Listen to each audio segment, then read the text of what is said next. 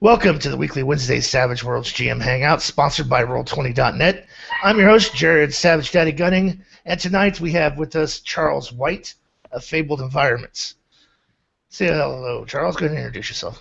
Well, thanks. I'm Charles White with Feral Environments. We've been in the RPG industry for about 10 years offering floor plans. We're also a Savage Worlds licensee, and we have a Kickstarter that's almost over called Olympus Inc. So appreciate being able to be on the show.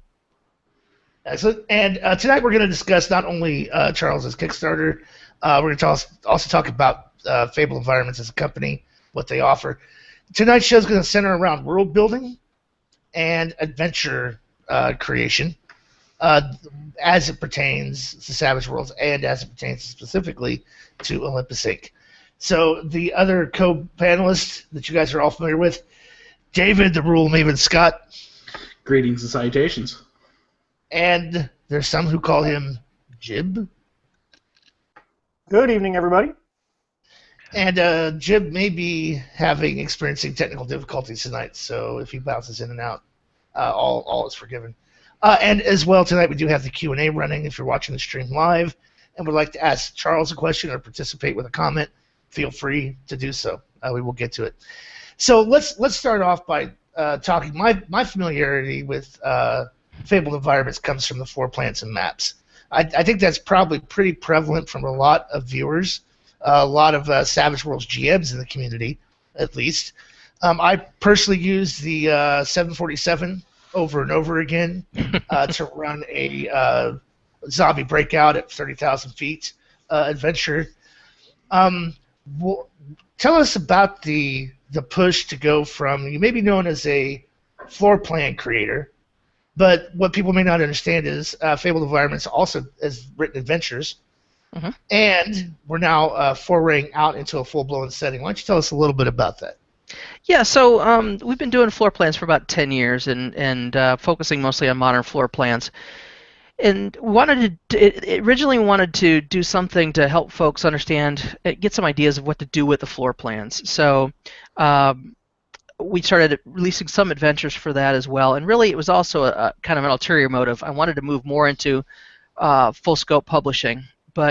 So we started with the adventures based on the maps that we had to kind of give folks kind of that option as well, to have something to throw on the table to use with the floor plan, and then wanted to move into again, more full-scale publishing. So really moving into the Olympus Inc.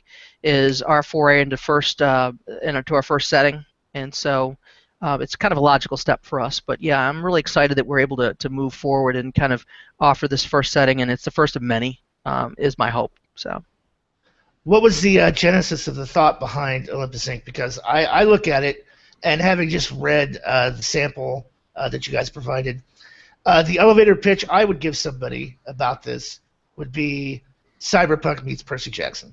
That would be kind of the pitch I would give. Am I far off on that? Why that particular emphasis? No, I don't think you're that far off.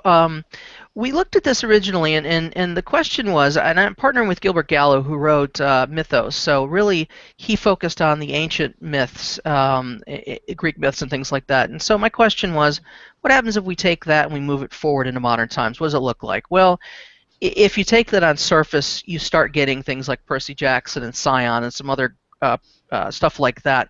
And we didn't want it to be that, because I don't want to be a copycat of something else.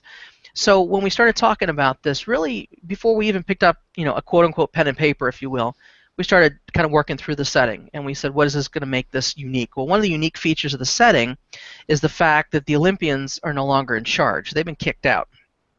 Well, then who's in charge? The Titans. Well, then it leads to a whole host of other issues. So the long and the short is that in this setting, you've got the cyberpunk feel because there's been some separation between the Titans and the Olympians, because generally speaking, the Titans want to wipe them off the face of the earth as well as all humans, and like anybody.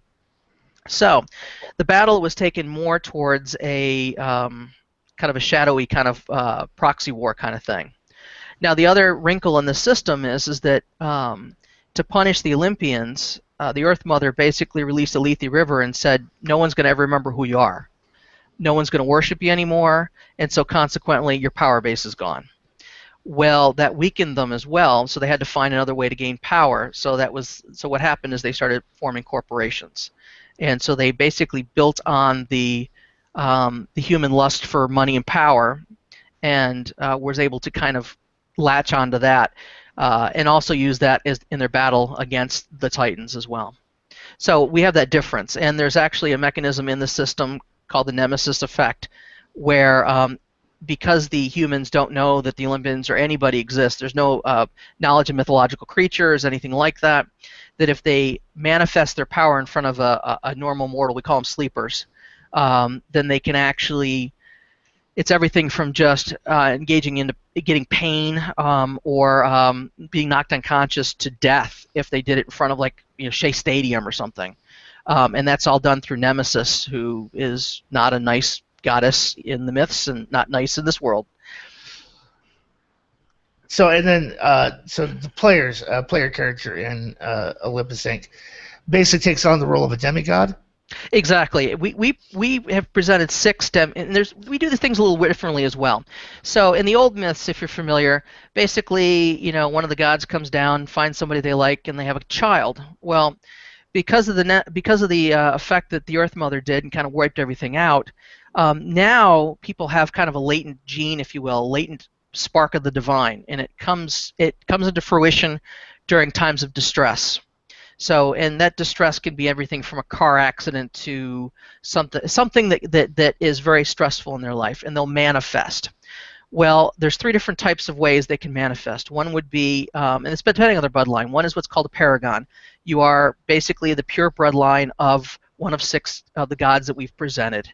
The other is a protean, which basically is a mixed blood. You can draw your powers from various lines because in your line there have been various gods that have come in and out, if you will. And then finally there's the demi-humans, and we present 2, which are the satyrs and the minnow spawn. So basically think of minnow spawn as like normal human size minotaurs. So yeah, basically you got a few different options that you can run with. Now, I guess my take on it, when I read that sample that's out there available for people who are looking at the Kickstarter, my brain first went to Shadowrun, and that's because that's in my roots as a gamer. But I also get the feeling that you're not going for kind of that advanced world. If I'm reading this correctly, Olympus Inc. is set in a little more of a modern age rather than that dystopian future of the cyberpunk. So while it's definitely got the corporations and the shadow war going on, it's not something that is quote unquote known about by the general populace, that there's these terrorist activities going on and things like that. So is there a struggle there where the players are maybe having to keep their activities a little more under wraps, or what was the design theory behind that? Yeah, absolutely, and that is part of it. So we're on the edge of a dystopian society, basically. The Olympians have their fingers in everything, but so do the Titans. So there's 2 different wars that are going on. One is kind of a overt war, where you have things like corporate espionage. You have very much Titan forces against the demigods. But then you've also got the political aspect of it all, because society doesn't know what's going on. Then you have things like law enforcement. You have the politics. So it gives an avenue if folks want to run down that, or if a GM wants to do that, where a Titan corporation could in essence try and smear one of the Olympians, or somehow bring the force of law against them. So there's a lot of avenues where they have to be careful and they have to be quiet, if you will, kind of in a Shadowrun-esque kind of setting. So there's a lot more espionage. There's the political intrigue. There's the corporate intrigue, and then there's just some out-and-out action as you have the interaction between the teams, if you will. But this is not really going so far as Shadowrun. You're not going to be flying around in the open public, if you will, with a massive machine gun just ripping something open. Really, it's going to be a lot more subtle, and for 2 reasons. As I mentioned beforehand, you just can't go flashing powers, but also because of just just the need to remain secret, if you will. The other aspect of this that separates it from kind of a Shadowrun-esque or even superhero is there's a mechanism in the setting that generally, if you set up a superhero setting, because we do use powers, that if you had a set of powers, you could manifest those powers at any time. Well, in the setting, we only allow the heroes to manifest one power at a time, unless it's something that's intrinsic. So if it's strength, if it's intelligence, skill, something like that, yeah, absolutely. But otherwise, it's one at a time. So it forces players to use both those superpowers and things like weapons and skills versus just muscling their way through just simply using their powers. So it adds another layer to it. So what was the design when you set it up? Because we've talked about trappings here recently, and I can see from looking at the document that you guys have a very firm grasp on the concept of trappings. Making them things different. I do like there's the sample for you guys who haven't possibly seen it. If you download it, I'll link it in the show notes. But it gives you an example of a satyr character. Mm-hmm. Now I noticed the satyr has its own arcane background. Is that a design choice for each one of the different lines? It is, because each line has their own set of powers. And we did that to try and mimic the feel of each of the gods, if you will. So, for example, with the satyrs, they're going to have more of a nature background. So what we've done in the powers is we've combined a couple of powers, we've expanded, we've actually shrunk some of them because we don't want them to be as powerful as they are in the Superhero's Companion, because we are kind of backing that off. But we don't want to drop the power level, we want to drop the power of the power, if that makes sense. So yeah, we've tried to make that more specific to the setting. So yeah, if you're going to be a child of Zeus, there are going to be powers that are going to be based around that. Some are simply trappings, like you said. Some we've actually either combined or expand some of the existing powers to give a better feel for what's going on. And that's been a delicate balance, to say the least, because you don't want to monkey with the system too much, because you may have a balance issue. But then again, sometimes trappings just isn't enough. Usually it is, but not always. So that's kind of thing you have to balance with it, and that's what we've done. One of the things that really stood out to me when I was looking at it was that the mix of powers you have, you've got absolutely some stuff that is sourced right from like the Superpowers Companion, where they're getting, you know, the strength and things of that nature. But you also at the same time had powers that are pulled right from core, where you've got things like the bark skin, which is just a trappings version of armor.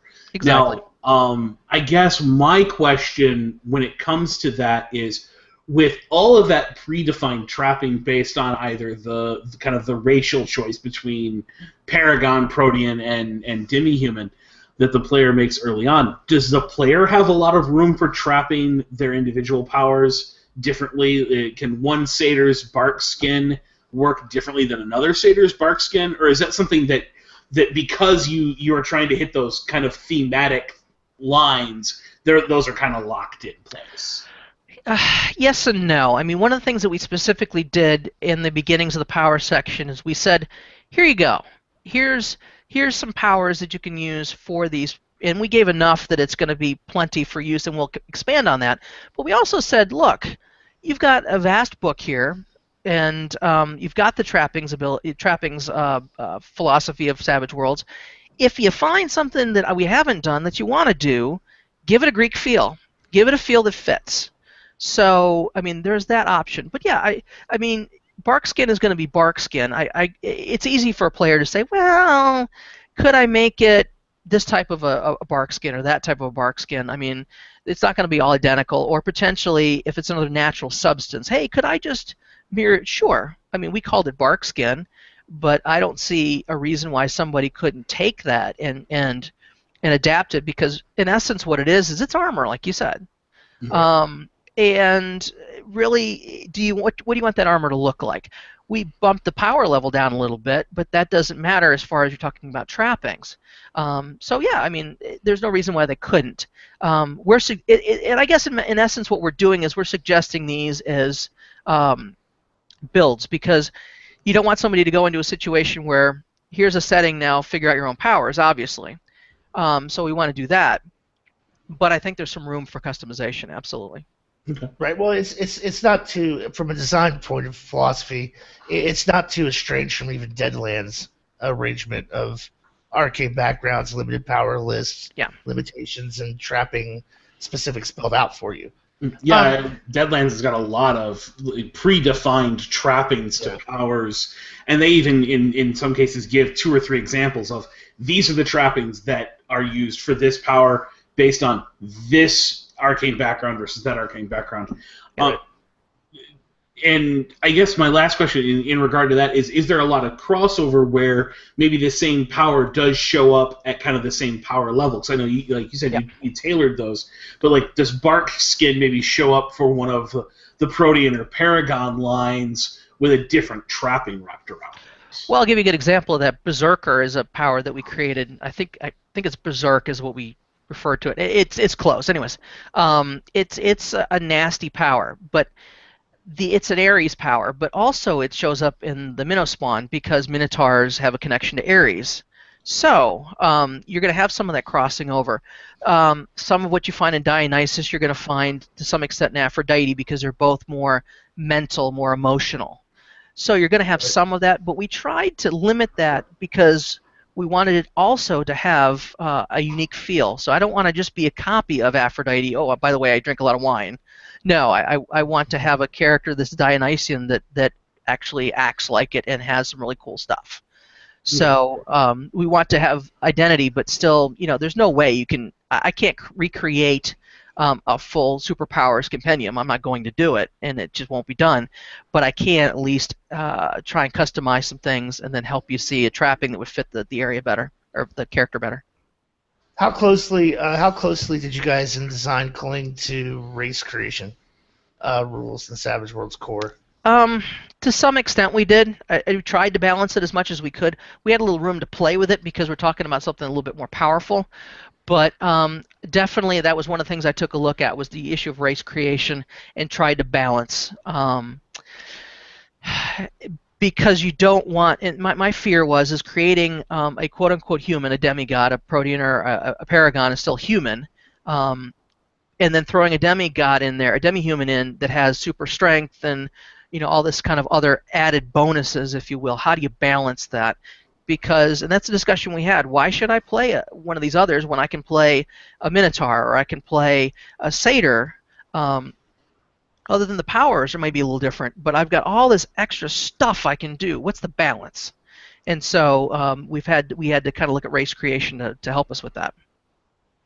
So do the individual races have like the inset hindrances or drawbacks that have like you would for those of you watching who aren't familiar with what we're talking about?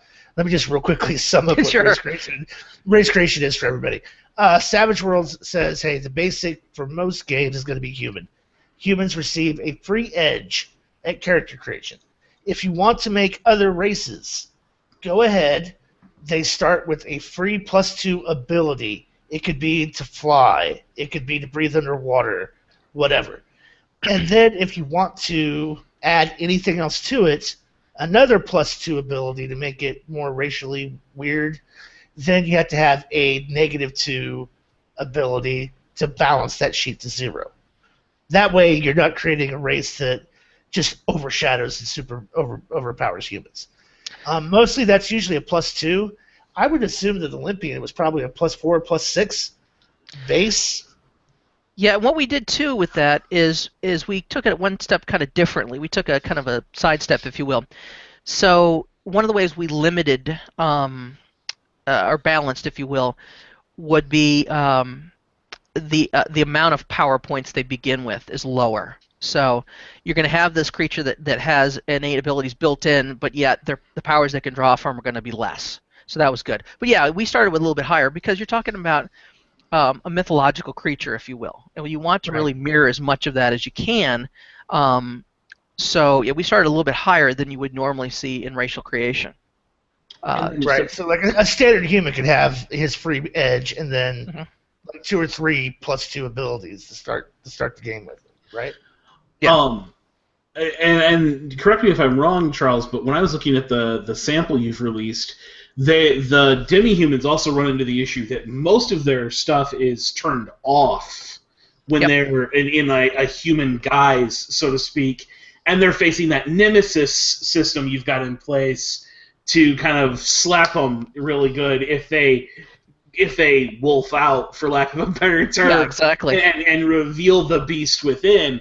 It gives them access to all those great things that, well, why don't I just play a Minotaur? Because if you walk around as a Minotaur, you're just going to end up dead. Because exactly. Nemesis is going to, kill you outright. Yep.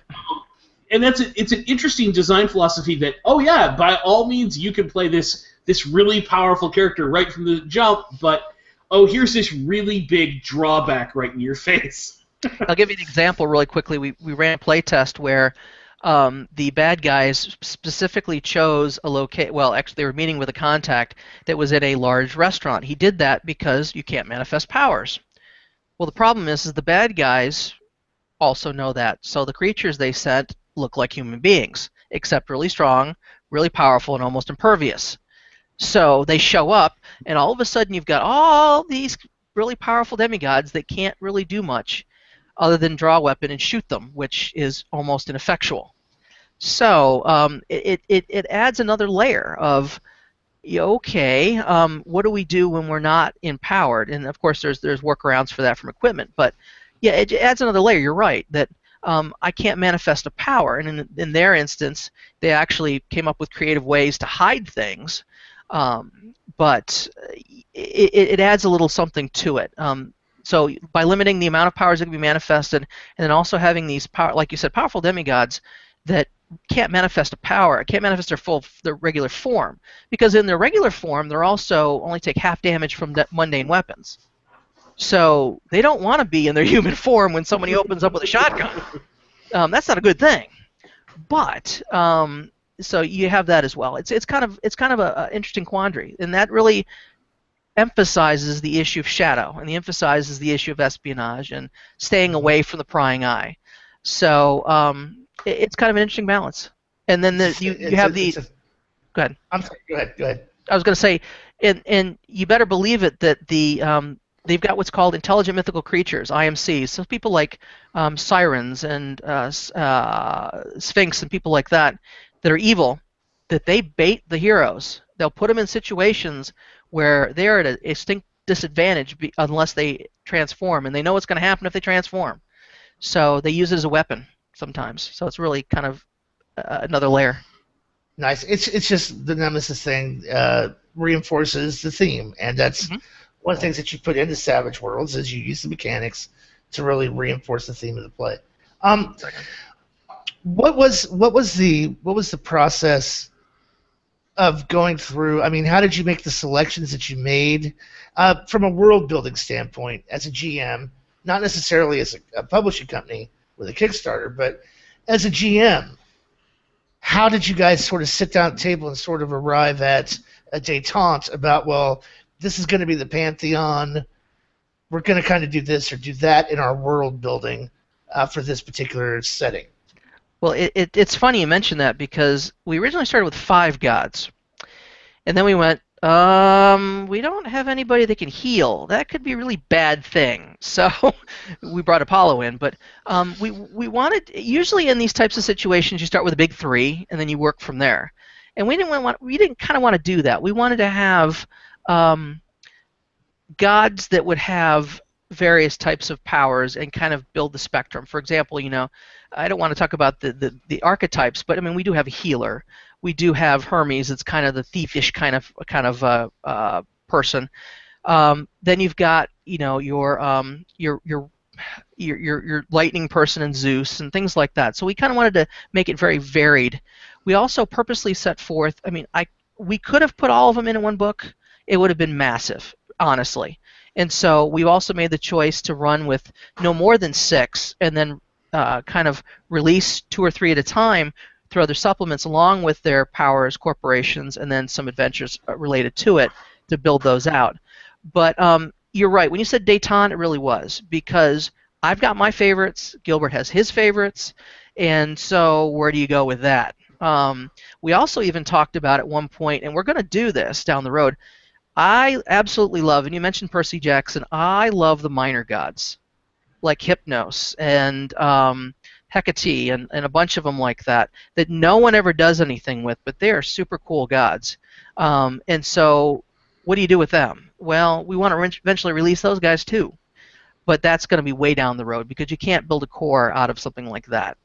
And then you look at what do you do with your demigods? Well, basically we were talking about we want something kind of big and strong and something kind of skilled, and that's really fell on the minnow spawn, and that's a creation that Jared made, or that Gilbert made in the original book.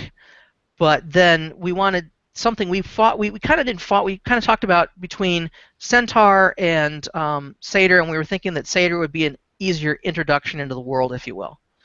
Right. So when I said we talked for a long time about things before we picked up a pen, if you will, we did. And that was one of the big discussions that we had. How many, who, yes, there are going to be people that are going to be really irritated that Hades is not in there. Can we live with that? And so that was an interesting conversation. But now, what I'm hearing kind of as a silent but behind all of that is that while there are 6 in this book, that doesn't mean the others aren't coming down the road. So just because a viewer's favorite isn't in the book, they might still want to pick up the setting so that they have the basis to run when Hades does come out in his own supplement. Yeah, exactly. So one of the things we've committed to doing is we want to do those, and we also want to expand the powers of the gods that we've already presented. So we want to come up with more. And it was funny because one of the conversations we had is there is a certain company that we probably all grew up running games with that used to love releasing a book every 24 hours or whatever. So you ended up with 365 books, and all of a sudden you're poor. But by goodness, I can run anything. Well, we're very conscious of that fact that we're not trying to nickel and dime our fans either. But we can't do this in a single book, and I think people understand that. And I think it also shows commitment to the line. But yeah, it was a very humorous conversation we had of, well, are people going to think that we're just trying to, I don't know, buy our Mercedes? Because we're not. But yeah, I think we can just do more with the setting by releasing them in individual books. But yeah, I mean, and that's the funny thing when you talk about building in general is how much do you present in one shot and how much do you build on, and that is a very difficult line to look at because when you look at any of this, whether it's Olympus Inc. or any other world you build, you like it all, and I want my players to see it all now. I want the GMs to see it all now, and you can't do that. I mean, you can give them a thumbnail of a lot of areas and then expand later, but it's hard when you really fall in love with something that you're doing, and we've been lucky enough to be able to do that. So let me ask this question. In the grand scope of the world, any other global mythologies? Any Norse, any Egyptian, any mention of those? I'm not talking about like a full supplement book, but do they exist in the world of Olympus Inc.? Or is it just the Olympians? Well, that's a good question that we haven't even touched the surface of yet. It's funny because somebody asked the question of kind of answering your question and not, but all right, well, the memory was removed, but then we've got these ruins everywhere. What do you do with that? Well, it's like Stonehenge. What if that was actually a temple to Zeus? We don't think it is, but what if it was? But is there room to bring in others? Yeah. My concern would be you end up turning into that one of those other systems that does exactly the same thing. You're a demigod of a god, and then all of a sudden we're just another version of X, and I don't want to do that. Now, again, I'm a big Percy Jackson fan, so the thing that always nags at the back of my brain is exactly what Reardon did, which is, all right, technically the Greek and Roman gods are aspects of each other. Can we do something with that? And potentially, yeah, and going back to the issue of customization, is it may be neat to play with the concept of being able to customize the god based on its Greek or Roman persona, so that you have a little bit of a different feel to it, And really all it is a different aspect, because they're not vastly different, they're just tweaked a little differently. So that may be another way we walk down, and we've talked about it. Right now we're trying to focus just to get this done, but I think that may be a good way of running it, is to release an aspect like that, where I don't really want to do quite this. I don't want to be this dark with Hades, so what if we're more Pluto? That may be something we do down the road, but I think definitely we're going to stick with the Greek and maybe Roman, but that's probably going to be about it. Okay, so confirmed, all the Chinese gods are going to be in the book. Got it. Absolutely. Along with Odin, just a little splashing of Odin on there. Exactly. I mean, you heard it here. Yeah, Heard it here first. So let me ask this: Will Olympus Inc. Have a Greek bestiary? Yes. Yes, absolutely. Okay. And the good thing about what Gilbert's already laid the framework for that. So I mean, he's done that. So we're going to port it in, but it's not going to be.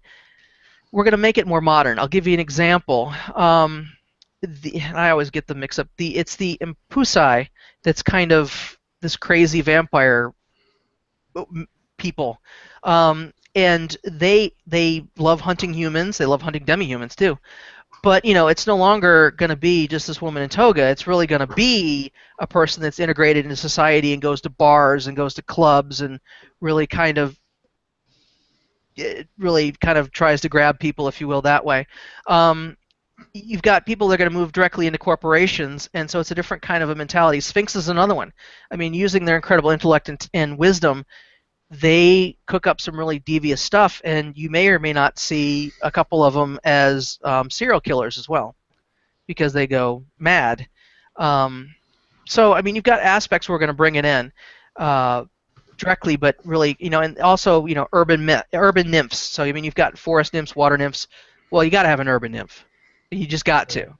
So we're going to pull it forward, and that's where the illustrations are going to come in handy, of showing you, this is not just your old monster that's covered in a toga. No, this is modern. So, I guess kind of the natural progression here is to ask. I'm assuming that my entire library of Fable environments floor plans will obviously be very useful with this, since it's a modern setting. But how much of that expertise were you able to actually leverage to use for the setting designer? Does the book come with some maps, some floor plans that are specific? A plot point campaign? Mm-hmm. Yeah, there's going to be a plot point, definitely. As far as maps are concerned, we'll have the maps within the plot point that you can use. We're gonna repeat the same thing we've done in our adventures, which is putting an 8.5 by 11 in there. So that'll be very helpful for players. Because it drives me absolutely nuts when I see this wonderful map in a book and it's about 3 inches by 3 inches. I can't do anything with that. So at least, yeah, exactly. So at least at 8.5 by 11, I mean, you can at least copy it, you can print it out from a PDF and show your players. And yeah, they'll correspond. We're going to create potentially some maps simply for the campaign itself, and we'll expand locations. But it's going to be useful, but I won't say that the reason we created this is so you'll buy my other products. But no, I think you'll find a lot of use out of it. But they'll find their way right into the plot point they already have. Well, and I guess maybe the inverse would be: are we going to see other Fabled Environments products that are designed specifically to support Olympus Inc. in the form of, like, here's a floor plan specifically for, Zeus Inc. or for, a particular company without an adventure or anything tied to it. It's just, here's a Fabled Environments floor plan that happens to be in that world. Yeah, and we will, because there was one point that somebody brought up which was kind of funny. We have a high-rise floor plan, and they're like, well, that's great, but you can't have every high-rise you walk into look identical. It gets kind of funny. So yeah, we're going to be doing some of that, expanding. We've talked about this for a while, that we want to expand some of the locations. For example, like banks, churches, and things like that. And they will support it. The good thing is, obviously, they're going to be things that can be used outside the setting, which is nice, because even though you may be a fan of Olympus Inc., if you want this product to be used in a different type of a setting or another game, you can. But we have to expand it because of the corporate component. There are also going to be other facets of these subsidiaries that people may want to use that may require maps as well. So yeah, we're definitely going to do that. Yeah.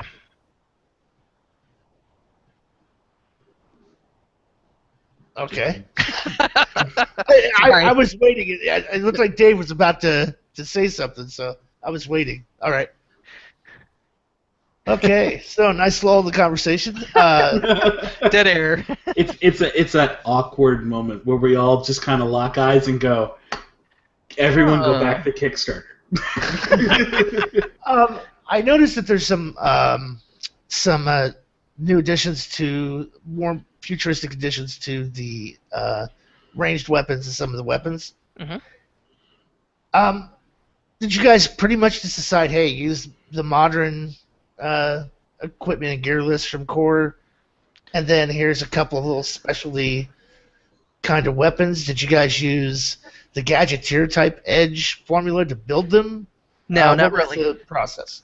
No, not really. We wanted to stick more with just the modern equipment, try to look at what there is and isn't in the modern lists. I wanted to present weapons to give more of a feel, and those are only just a few of the weapons we'll present that was in the preview. Simon Powell was the artist on that, and he did an amazing job with those weapons. But yeah, so I want to build the feel through that. We also wanted to add a few little things. For example, there's a mechanic in the system that's a divine metal. So divine weapons affect demigods easily. So we had to make sure that we had equipment that built around that. It's just a matter of fleshing it out, because anytime you're going to start a system that is going to be more espionage heavy, more modern combat heavy, I want to ensure that you've got equipment that players and GMs can draw from. The other component that's not in this is the issue of alchemy. And so we do have some alchemical stuff that are there too that are available for purchase. And we've got actually a rule that we've created where we're not treating alchemy as an AB, but as a professional edge. Because it is pretty widespread within this. Yeah, exactly. But then again, I don't want a player character to pull a potion out of his pocket. So in essence, it's a modified version of an AB where you take a professional edge and a set of formulas. And those formulas can mirror any of the powers. And then as you take another level, which is the Master Alchemist, you learn more. And the time frame to create these gets cut down. So that leaves a ton of flexibility for that type of a character, but it also explains the creation of those potions. And they can be everything from healing to shortened versions of the other powers.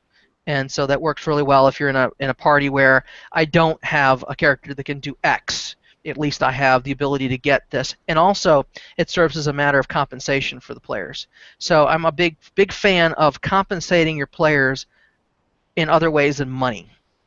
Whether it's equipment, whether it's magic items, if you will, or whatever. It's always nice to have another incentive for the players. So you don't end up with a table full of, well, I loot the body and take $1.50 out of the pocket of every, Lamacide that we've killed tonight. I guess my question, when you start talking about an extensive gear list, is, and I'm kind of known as that guy that looks at the gear list from Savage Worlds and goes, wow, Core has too many things. Mm-hmm. Is your gear list for Olympus Inc. designed to run kind of alongside the gear list from Core, where if I grab Savage Worlds Deluxe, I can pull a shotgun or a Glock or something out of that gear list and have it cross over really well and be useful? Or is the Olympus Inc. gear list kind of, these are the items that actually exist in this world, and the deluxe stuff should be left behind? Because I know, with I believe it was Deadlands, it's almost a complete replacement of the gear list. Whereas I know that when Ed released, and I can't believe I just did this. ETU. Thank you. When Ed released ETU, it's very much here's a succinct thing of like, this is the pawn shop version of stuff that's available right off campus, but anything in the core book is absolutely available to the characters of the local world.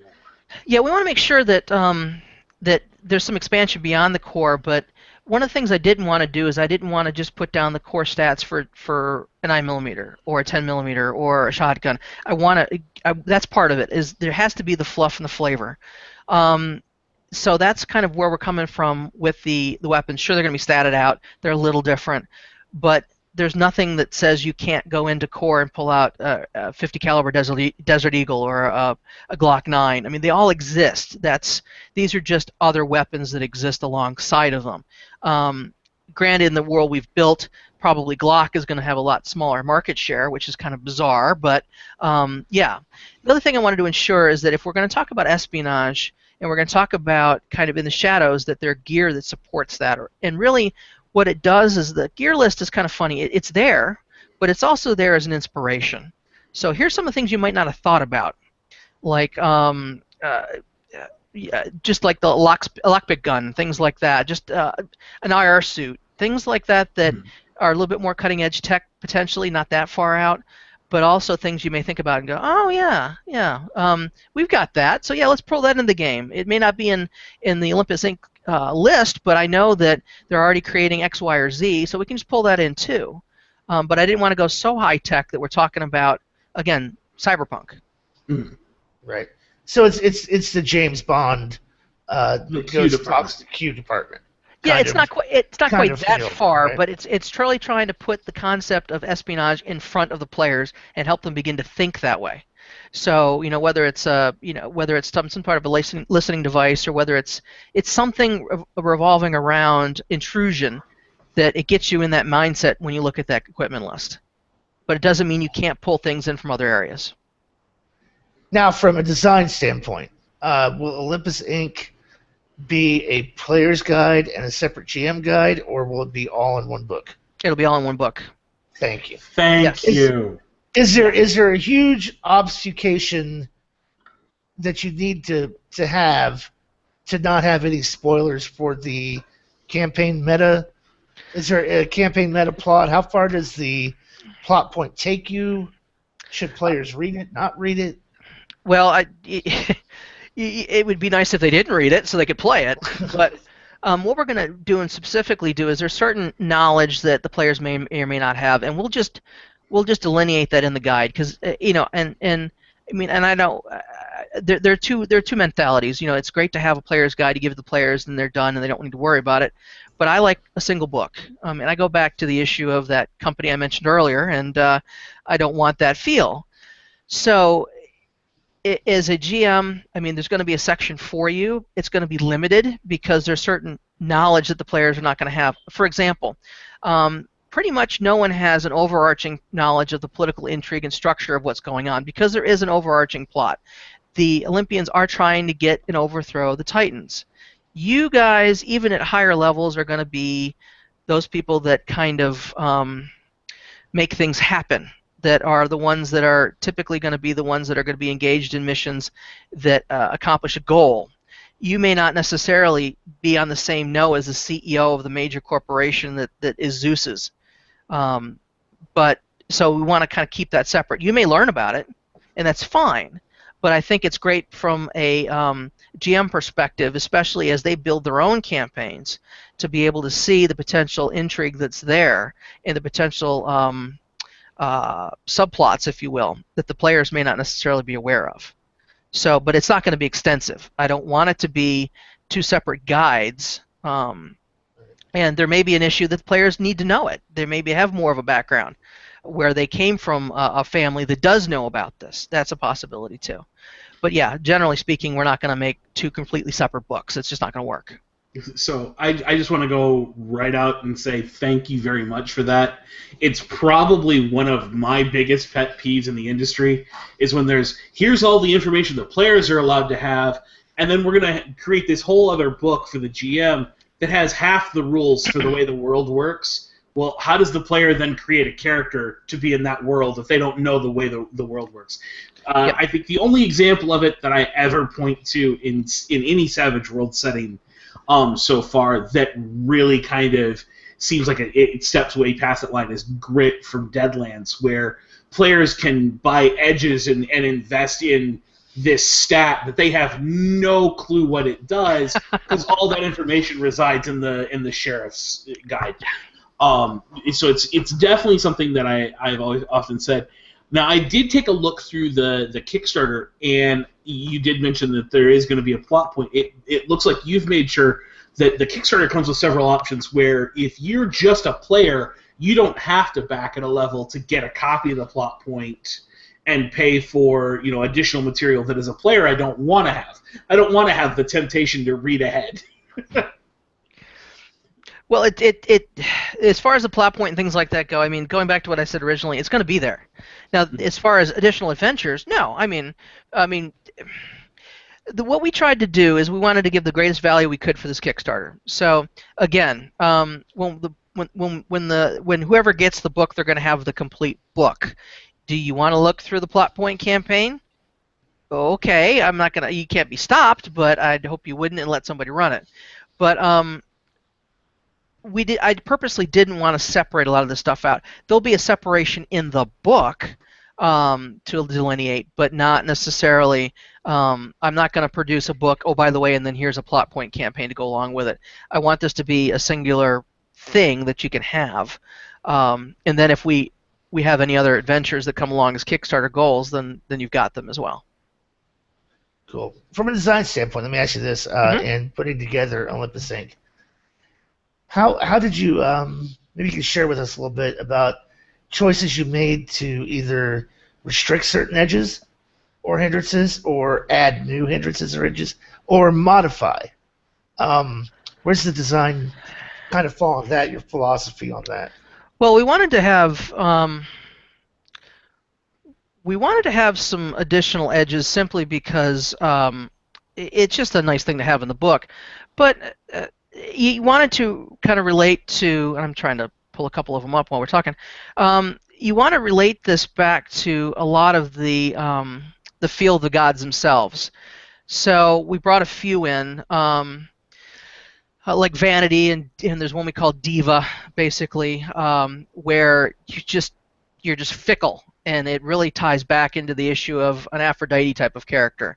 So we tried to build edges or hindrances in there that fit more into the mentality of the gods, and as they're being manifested through the demigods. So you're going to see some of that. We did restrict some. But they make perfect sense. For example, we didn't allow things like, well, with edges, we'll say, for example, we didn't allow things like Holy Warrior or Beast Bond, and that may come back in. I'm not sure, because we'll probably do it in a different form as you talk about Artemis, who deals with the hunt. But I think that's going to be more of a power base versus an edge base. So we eliminated, the things that you think of that make sense, and then just little weird things that drive me nuts, like terminally ill and other little weird things like that that we've eliminated. But also, and I think we wanted to be very certain about this too, that again, these are hindrances that are restricted, but that doesn't mean as a player to GM you can't get together and say, but wait a minute. Here's a good reason why I think I should have this. And I think that GMs and players need to understand that in any system, in any game, there are going to be the players who are going to try and push something that doesn't make any sense. But then again, there may be instances where they do, and it may have been outside the thought of process of the creator.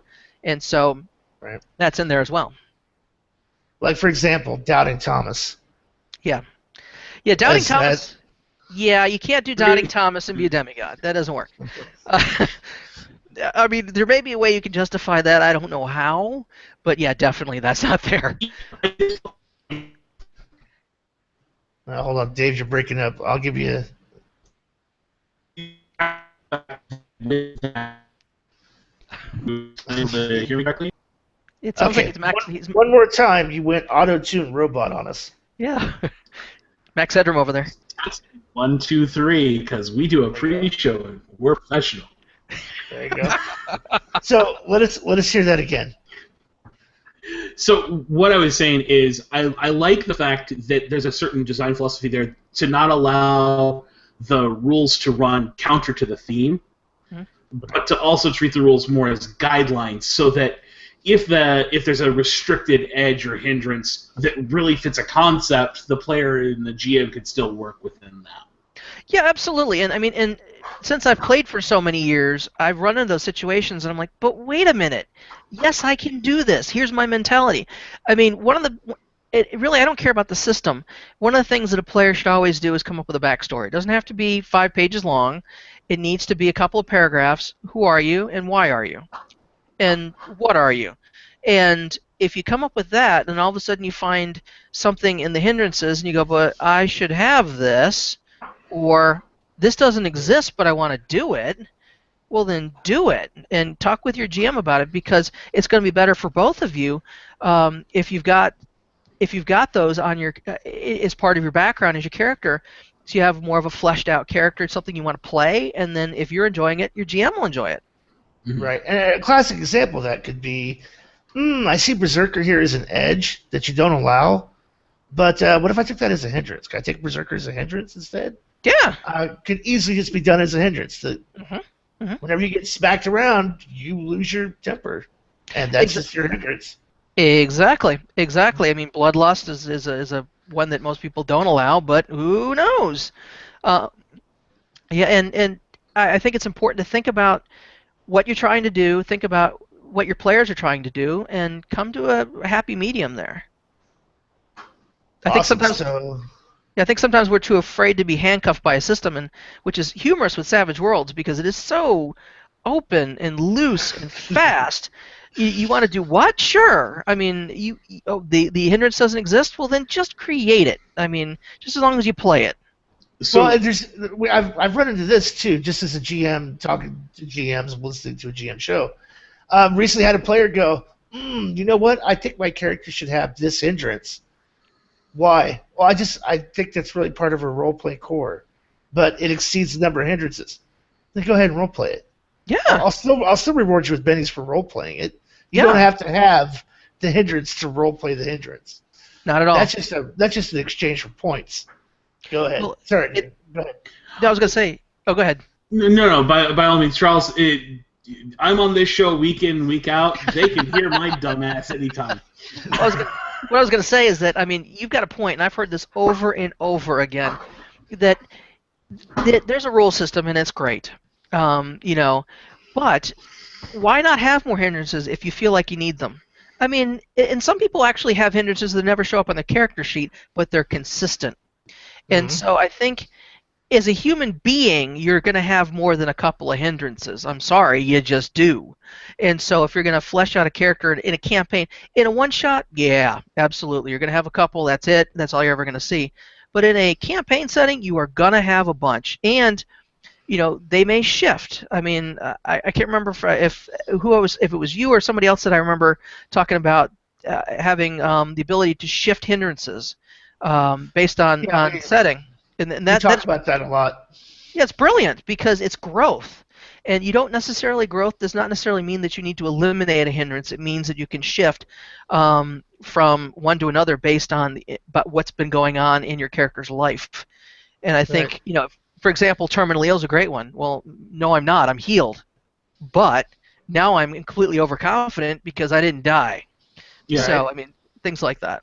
Yeah, and even Savage Worlds, the core rulebook, if you read it, will tell you it's okay to play additional hindrances. You just are capped at inside this box for the points it generates a character creation. Sure. Mm-hmm. Go ahead. If you stutter, I'm going to play this. I think this guy should have a stutter. All right. Is that what you want to take the quirk hindrance? No. You want to take the habit minor? No. He should just have a stutter. All right. Go ahead. Well, and people don't realize for a year. And people don't realize that at the table it is beneficial to have more than the hindrances you have listed because you get bennies for playing them. Yep. That's a huge benefit in this system. Absolutely. So you're really kind of reaching deep in that bag of knowledge of Savage Worlds, and I know it's something we touched on before we came on the air. So how did you get introduced to Savage Worlds? How long have you been a savage? Yeah, let's kind of talk about this. We're at the end of the show. If you don't mind, share with us how you came to Savage Worlds, the process to become a licensee, and the process to launching your own Kickstarter for any of the GMs who hold that true and dear as a dream and a goal. Go ahead.